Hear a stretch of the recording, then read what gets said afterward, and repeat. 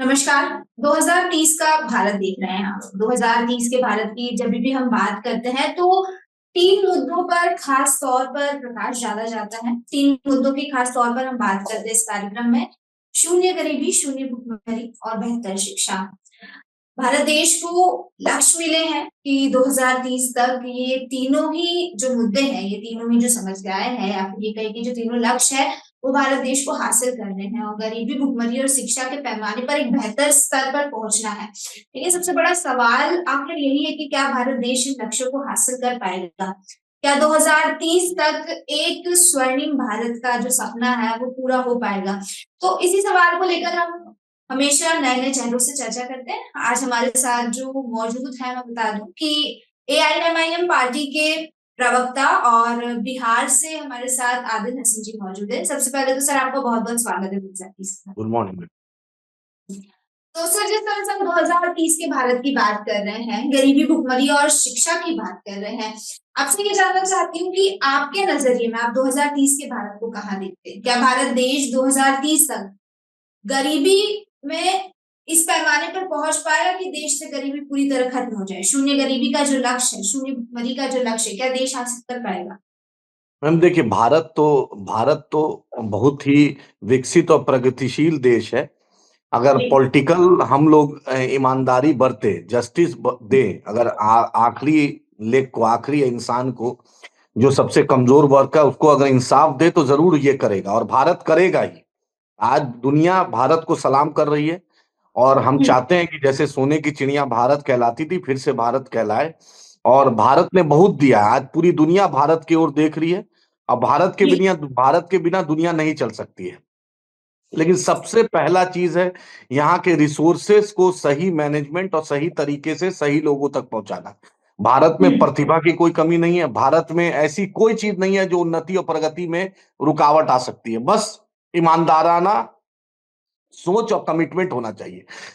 ये रिट्रिक नहीं होना चाहिए, भाषण तक महदूद नहीं होना चाहिए। किसी ने कहा गरीबी हटाओ, फिर कहा कि मैं 15 गरीबी हटाओ भारत बचाओ, जो स्लोगन था। उसके बाद मैं सबसे ज्यादा भारत के विकास और उन्नति और प्रगति में कुछ लोग हैं जो उसका नाम जरूर लेना चाहता हूं। एक पंडित नेहरू, जिन्होंने भारत का जो निर्माण 1947 जब देश आजाद हुआ था, उन्होंने जो निर्माण दिया, उन्होंने जो कंट्रीब्यूशन दिया, एम्स है, आईआईएम है, उसके बाद आईआईटी है, और जो बड़े बड़े इंस्टीट्यूट है, और जो इसरो है, ये सब चीज जो देन है भारत की, उसके चलते बहुत भारत को मदद मिली। एक मॉडर्न इंडिया का जो कल्पना था वो पंडित नेहरू जी की देन है।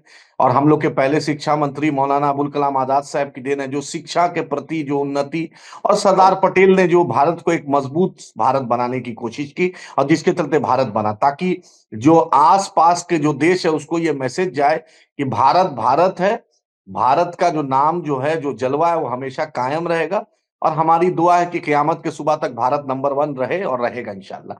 लेकिन उसके बाद एक शख्स को नहीं भूल सकते, अभी पिछले महीना उनका देहांत हुआ, डॉक्टर मनमोहन सिंह साहब को, उनको हम नहीं भूल सकते। उन्होंने जो मॉडर्न इंडिया, जो प्राइवेटाइजेशन में जो जॉब क्रिएशन, और जो भारत को एक एक जो रिसोर्सफुल बनाया, जो वर्ल्ड मैप में जो उन्नति और प्रगति में लाने में डॉक्टर मनमोहन सिंह साहब का भी बहुत योगदान है। उन्होंने एक बड़ी आबादी को, लगभग 20 करोड़ से ऊपर की आबादी को गरीबी हटाया। नहीं, बिल्कुल अफसोस जो ये है हो रहा है। काफी प्रयास किए जा रहे हैं गरीबी हटाने के लिए।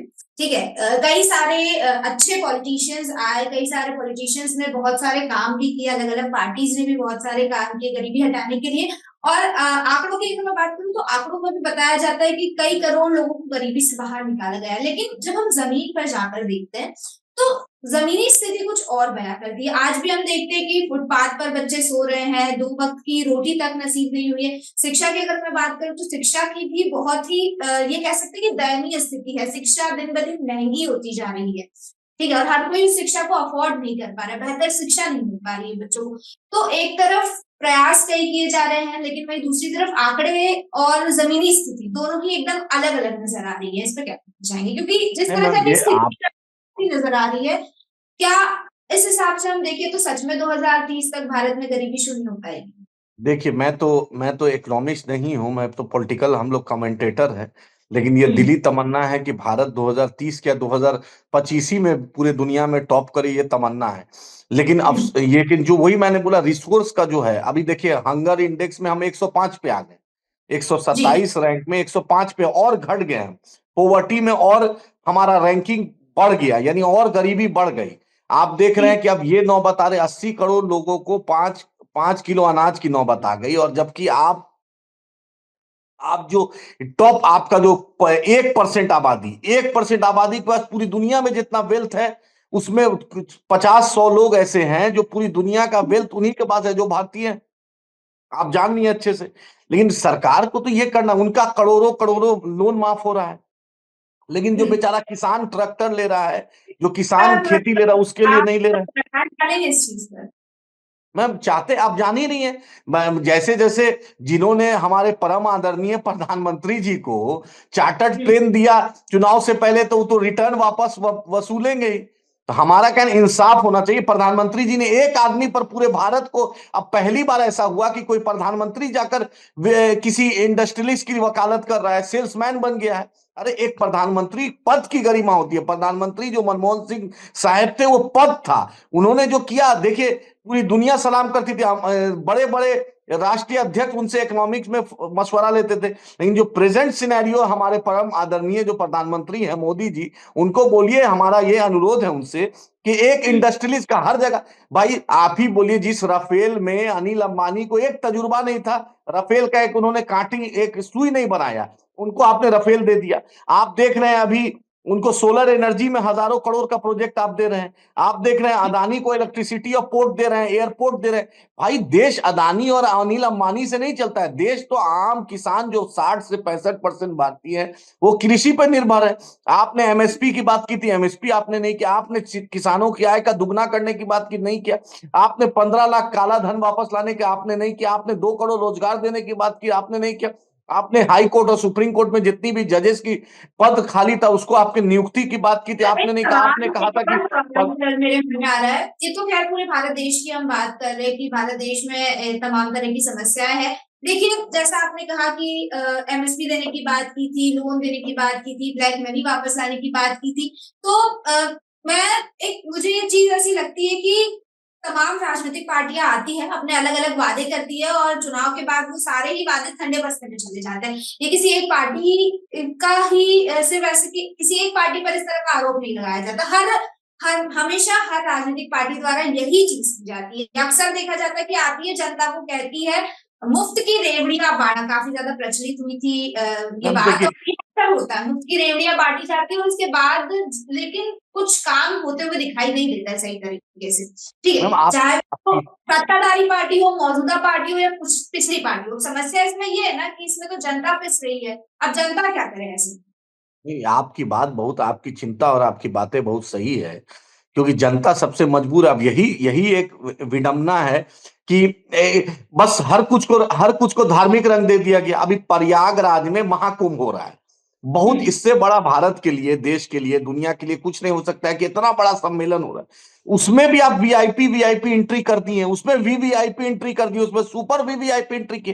तो आम श्रद्धालु जो पूरे भारत से जा रहा है, उसको 10 10 किलोमीटर, 8 8 किलोमीटर, 7 7 किलोमीटर पैदल चलना, पर आप उसके लिए अलग इंतजाम कर देते।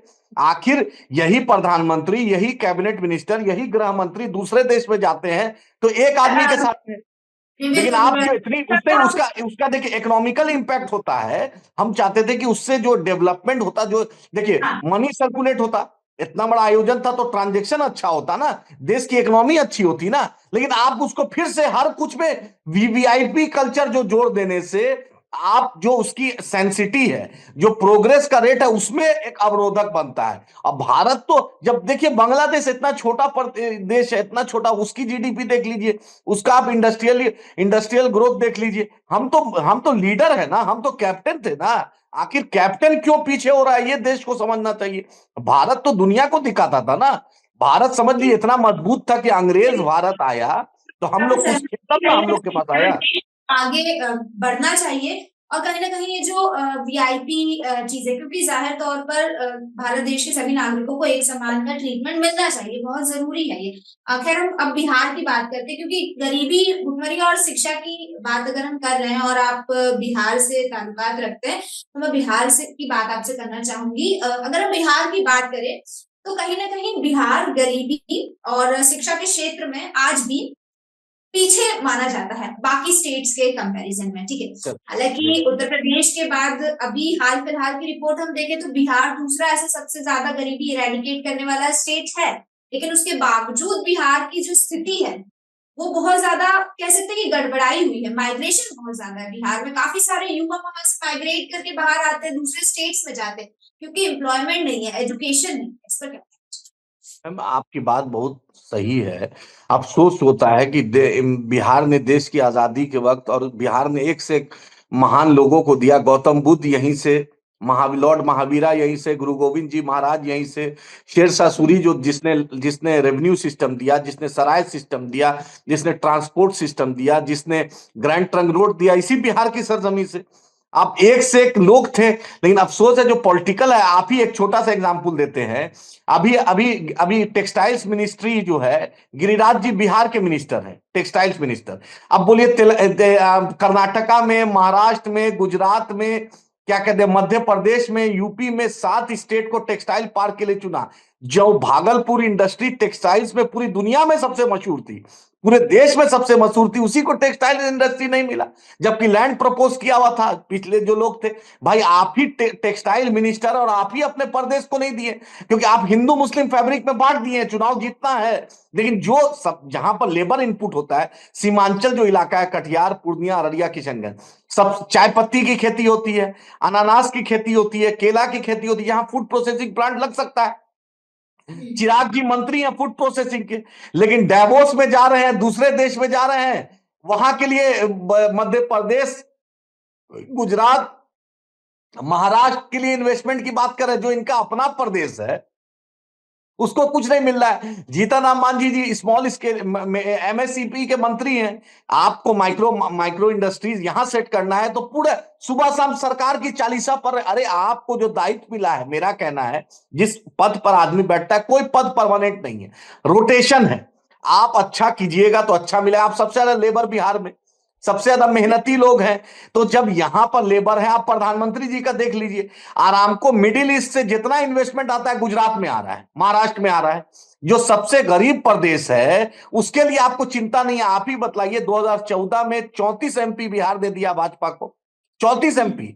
उसके बाद 2019 में 39 एमपी बिहार ने दिया भाजपा को। उसके 2024 में हमने 30 एमपी दिया भाजपा को।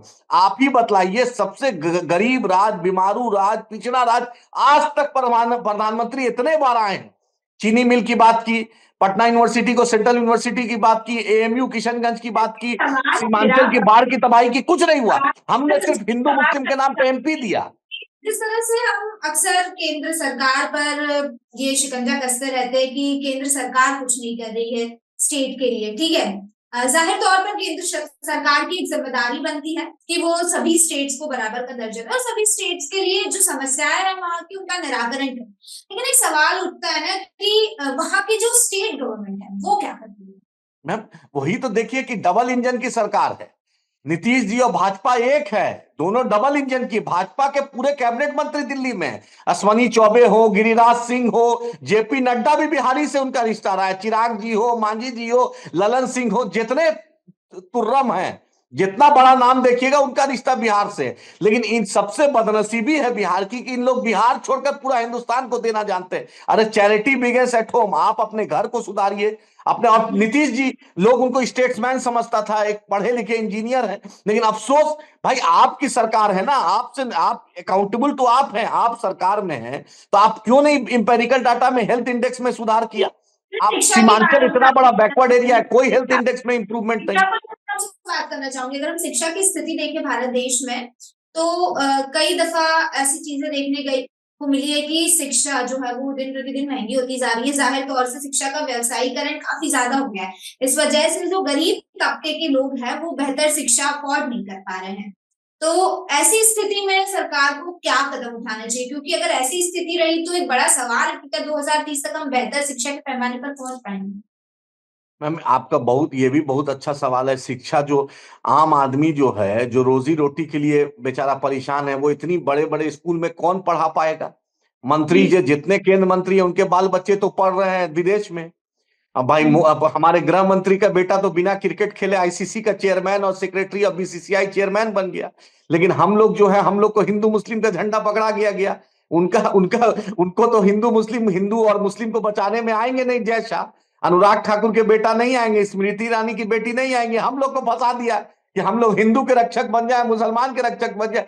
देश के रक्षक कब बनिएगा? इस फैब्रिक से निकलना पड़ेगा। बिहार ने तो आईएएस आईपीएस दिया, बिहार ने तो एक अलग चीज दिया, नालंदा यूनिवर्सिटी विश्वविख्यात है, पूरी दुनिया को एक मैसेज दिया। यही अफसोस है कि सरकार को शिक्षा के मामले में, हेल्थ के मामले में, एम्प्लॉयमेंट के मामले में किसी पर ध्यान नहीं। सब इसमें विपक्ष की भी एक जिम्मेदारी है। वो था इक्वल रिस्पॉन्सिबल। सुनिए, बिहार को दोनों ने नाइंसाफी की है।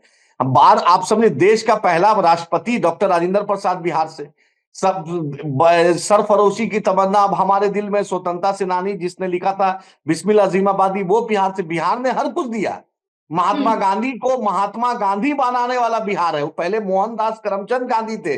जब चंपारण आए थे 1920 में, तो महात्मा का लकब दिया, अंग्रेज के खिलाफ उन्होंने लड़ा। तो पहली लड़ाई अंग्रेजों के खिलाफ महात्मा गांधी लड़े, तो वो आके बिहार से लड़े, उनको लकब मिला, उनको पब्लिक ने खिताब दिया कि महात्मा गांधी, यही बिहार की भूमि ने दिया। लेकिन अफसोस है कि हमारी बदनसीबी है कि हम केंद्र और स्टेट के झगड़े में, कभी अपोजिशन और रूलिंग पार्टी के झगड़े में, जो पोटेंशियल है, जो यहाँ का सबसे बड़ा जस्टिस होना चाहिए, मैम, जस्टिस आप नहीं दीजिएगा, आप नाइंसाफी कीजिएगा, तब आप तरक्की नहीं कर सकते। आप बोलिए पूरा छत्तीसगढ़ को पूरा कोयला आप एक दे दिया, एक समुदाय को, एक एक एंटरप्रेन्योर को, एक कैपिटलिस्ट को, वो हजारों करोड़ का दे दिया है। वो अनइक्वल हुआ है। जी मैम, जो रिसोर्सेज का डिवीजन हुआ है वो अनइक्वल हुआ है, ऐसा आप एकदम अनइक्वल। एकदम सरकार ने इस पे पारदर्शिता नहीं की है, सिर्फ पिक एंड चूज किया, जिसका दिल किया, मतलब दूसरे की चीज थी, बस बांट दिया रबड़ी की तरह कि मेरे फायदा हो जाए, मेरे चार्टर्ड प्लेन जिसने दिया उसको हम उसको सुख सुविधा देंगे। लेकिन इंसाफ बतलाइए ना। आप चलिए मेरे साथ कटिहार, पूर्णिया, अररिया, किशनगंज, बलरामपुर, बारसोई, आप फारबिसगंज देखिए, नेपाल से जो पानी आता है, घर डूब जाता है, पूरा सीमांचल बाढ़ में डूब जाता है। अटल बिहारी वाजपेयी ने जी ने 2001-2 में वादा किया था कि सीमांचल में कोसी पे डैम बनेगा, नेपाल से जो पानी आएगा उसको कुछ नहीं हो रहा है। वही बंदरबाट, संजय झा जल संसाधन मंत्री थे भाई। डीएमसीएच दरभंगा एक जगह है, बहुत अच्छा वहां हॉस्पिटल था, जरूरत था सीमांचल को एम्स का, लेकिन पैरवी करा के, क्योंकि पॉलिटिकल है, लेके चले गए दरभंगा। अरे जिस इलाके में गरीबी है, जिस इलाके में ज्यादा पेशेंट है, ज्यादा बीमारी है, ज्यादा, उस इलाके को ना, रीजनल इम्बैलेंसमेंट को दूर कीजिएगा ना। नीतीश जी सब कुछ पटना में करते हैं और नालंदा में करते हैं। नालंदा में हेल्थ, स्पोर्ट्स यूनिवर्सिटी, शीशा का ब्रिज, जंगल सफारी, ऑर्डिनेंस फैक्ट्री, जितना कुछ होगा नालंदा में। लेकिन पूरे दुनिया को जो दिखाते हैं एम्पेरिकल डाटा नीति आयोग के सामने, वो सीमांचल को दिखाते हैं, कटिहार, पूर्णिया, अररिया, किशनगंज, कि मेरी गरीबी है। मतलब मेरे नाम पर पैसा आप लेते हैं वर्ल्ड बैंक से, आईएमएफ से, नीति आयोग से, और सिर्फ 2 जिला के मुख्यमंत्री बन के बने हुए। हमारी बदनसीबी है। हम आपका शुक्रगुजार है कि आप लोग ये सब मुद्दा उठा रहे हैं। शायद इनकी आंख खुले और आगे वाले नौजवान इस बात को समझे। चलिए, खैर सर, समय की क्योंकि मेरे पास कमी है, एक आखिर सवाल मैं आपसे पूछना चाहूंगी। 2030 के भारत का जो सपना है, जो लक्ष्य तमाम मिले हुए भारत देश को, अगर इनको हासिल करना चाहते हैं, इनको हासिल करने में सबसे बड़ी समस्या आपको क्या नजर आती है? सबसे बड़ी समस्या, और अगर एआईएमआईएम पार्टी को मौका मिले तो किस तरह से कार्य करेगी, किस तरह से कंट्रीब्यूट करेगी कि 2030 के भारत के सपने को साकार किया जा सके? सबसे बड़ा करप्शन फ्री होना चाहिए। डीप रूटेड करप्शन है रूट में, और लाल फीताशाही जो अफसरशाही में है हर कुछ में। आप बोलिए बिहार का जो मंत्रालय है, जहां मंत्री बैठते हैं, उसका नाम सचिवालय है। भारत देश की पूरे भारत देश की समस्या की बात कर रही हूँ मैम। देखिए, हम लोग तो बहुत छोटी पार्टी है, लेकिन करप्शन मुझे लगता है कि एक बहुत अहम मुद्दा है, भ्रष्टाचार और पिक एंड चूज। आप, Bharat is a socialist state, Bharat capitalist state नहीं है, सोशलिस्ट है। वहां पर सिर्फ चुनिंदा लोगों को आप फायदा पहुंचा रहे हैं, और इतनी बड़ी आबादी आपकी गरीब है। मुझे एक चीज बस कहना है कि प्रधानमंत्री को और गृह मंत्री और दूसरे जो मंत्री हैं केंद्र में, उनको और मुख्यमंत्री जी को नींद कैसे आती है इतनी? जब स्टेशन पर आप जाइएगा, बस स्टैंड पे जाइएगा, रोड पर, फुटपाथ पे देखते हैं इतने गरीब लोग सोए रहते हैं, और आपको रातों में नींद कैसे आती है अपने शीश महल और हवा महल में रह के कि इन गरीबों का क्या होगा। आपने संविधान का शपथ लिया, जिस बाबा साहेब अम्बेडकर ने संविधान में इक्वालिटी बोली, जस्टिस बोला, इंसाफ की बात की, वो उन्हीं के साथ इंसाफ नहीं। और जिसने देश की आजादी के लिए कुर्बानी दी उसको इंसाफ नहीं मिल रहा है, जिसने कुछ नहीं किया उसी को सब मलाई खाने को मिल रहा है। पार्टी को मौका मिलता है तो एआईएमआईएम पार्टी क्या करेगी इस चीज में? मैम हम तो देखिए, हम तो बहुत छोटी पार्टी है, हम कभी प्रधानमंत्री मुख्य। मैम नहीं, हमारा मौका मिलेगा तो देखिए, हैदराबाद में हमें मौका मिला, हमने पहला मौका मिला तो एक दलित बिरादरी से हमने मेयर बनाया। हमने दारुसलाम खोला, वाहिद हिंदुस्तान में एक पॉलिटिकल पार्टी है जो हर दिन ऑफिस खुलता है, एमपी एमएलए एमएलसी कॉर्पोरेटर 10 बजे से लेकर 2 बजे दिन तक हर दिन बैठते हैं। ये कहीं नहीं होगा, और किसी सरकारी संपत्ति पर नहीं, मेरी अपनी निजी संपत्ति है, मेरा ऑफिस खुला है, वहां पर माथे पे टीका हो, सिर पे टोपी हो, पगड़ी हो या गले में क्रॉस हो, सबका इस्तकबाल है। हम चाहते हैं इंसाफ हो, भ्रष्टाचार मुक्त हो, लाल फीताशाही खत्म हो, और जस्टिस टू ऑल हो, इक्वालिटी टू ऑल हो, तभी तरक्की कर सकता है। नहीं तो 2030 25 35 बोलने से कुछ नहीं होगा, आपको करके दिखाना पड़ेगा। एक चाय वाले से उम्मीद थी, उन्होंने चाय वाला बोलकर आया देश में, लेकिन चाय वाले ने, चाय की केतली गर्म थी लेकिन चाय ठंडी निकली, देश को कारोबारियों के हाथ में उन्होंने बेच दिया। उम्मीद है कि आगे जनता समझेगी और इन देश के साथ इंसाफ होगा और प्रगति उन्नति, जो 2030 का लक्ष्य है, हम क्या 2000 जितना जल्दी उसको उस लक्ष्य को प्राप्त कर सके। लेकिन जस्टिस, इक्वालिटी और करप्शन फ्री, तभी कुछ हो सकता है, नहीं तो उसके बिना कुछ, ये मूल मंत्र है, इक्वालिटी, करप्शन फ्री। कहीं ना कहीं करप्शन एक बड़ा हाथ है, बहुत बड़ा मुद्दा है, के बीच में एक बड़ी समस्या है, और इस समस्या का समाधान करना बहुत ज्यादा जरूरी है। जो 2030 के भारत का सपना हम लेके चले हैं, अगर इक्वली सारे रिसोर्सेज डिवाइड होंगे, अगर सब मिलजुल कर काम करेंगे, और जो आपने एक चीज कही कि बांट दिया जा रहा है जाति के आधार पर, उस चीज को अगर खत्म कर दिया जाएगा तो कहीं ना कहीं सब साथ मिलकर जाहिर तौर पर 2030 के भारत के सपने को साकार कर सकता है। और मैं उम्मीद करती हूँ कि 2030 के भारत का सपना एकदम जरूर होगा इंशाल्लाह। शुक्रिया।